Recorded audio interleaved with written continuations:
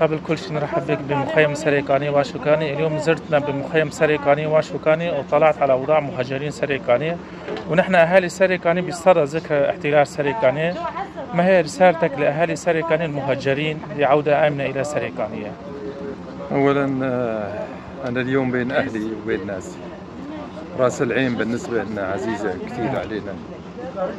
هلا مكانهم الطبيعي ليس بهالمخيمات هاي، لازم يرجعوا على بيوتهم وأراضيهم.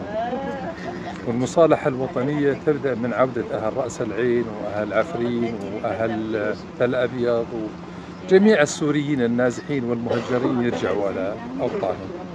احنا نريد هالوطن هذا يكون بخير، والوطن راح يكون بخير إذا رجعوا أهله على بيوتهم.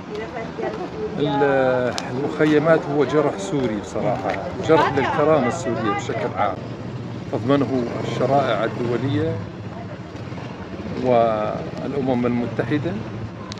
سوف نطرق جميع الأبواب لعودة جميع النازحين والمهجرين إلى بيوتهم، وإن شاء الله المرة القادمة يعني الشتاء قادم، والبرد وظروف الشتاء يعني صعبة، واليوم يعني الأمور الصحية بالنسبة للأطفال للنازحين بشكل عام صعبة جدا. فالأمور الإسعافية لا تفيدنا، لا نريد حلول إسعافية، نريد العودة إلى بيوتهم وأراضيهم بأسرع وقت. شكرا. يعطيك العافية.